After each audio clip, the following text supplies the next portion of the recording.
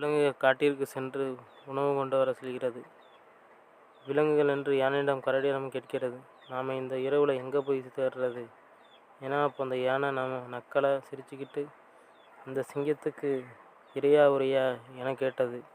அந்த கரடி வேண்டாம் வேண்டாம், இரவு ஆனாலும் நாம் தேடியே செல்ல வேண்டும் என பேசிக்கொண்டு யானையும் கரடியும் போகிறாங்க. அப்போ எதிரில் சிறுத்தை வருகிறது. அந்த கரடி அந்த சிறுத்தையை பார்த்து, சிறுத்தை என்ன, நீங்கள் உணவு கொண்டு வர வந்துவிட்டீர்களா என கேட்டது. அந்த சிறுத்தை, இல்லை, நான் மேற்கு திசைக்கு சென்று மேற்கு இருக்கும் மலைக்கு சென்று பார்த்து விட்டேன், இன்னும் நான் எடுக்கவில்லை என சொன்னதும், சரி நீங்கள் போய் தேடுங்க என சொல்லிட்டு கிளம்புது சிறுத்தை.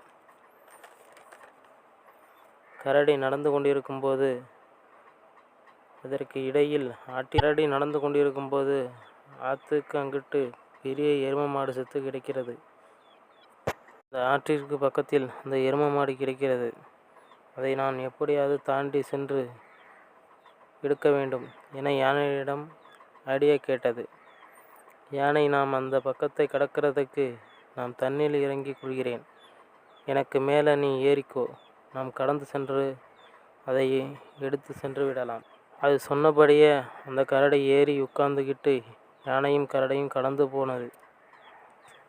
அப்போ அந்த ஆற்றுல தண்ணீர் அதிகமாக வரும் போது கரடி பயந்துக்கிட்டு நம்ம காலி தான் ஆக போகிறோம் என்ன சொல்கிறது. யானை, கீழே வர நானே அமைதியாக இருக்கிறேன், மேலே வர நீ ஏன்டா கூச்சம் போட்டு இருக்க, கம்முன்னு வாடா அப்படின்னு சொல்லி என சொல்லிட்டு அந்த யானை அந்த கரையிடம் கலக்க பேசிவிட்டு ஆற்றை கடந்து சென்று விட்டார்கள். அப்போது அங்கே நின்று அந்த எருமையை தூக்கி கொண்டு இருக்கும்போது சடசடவென சத்தம். என்ன நடந்தது என பார்த்திரியில் பார்ப்போம். இந்த கதை பிடிச்சிருந்தா லைக் பண்ணுங்கள், சப்ஸ்கிரைப் பண்ணுங்கள், பக்கத்தில் இருக்க பட்டனை கிளிக் பண்ணுங்கள்.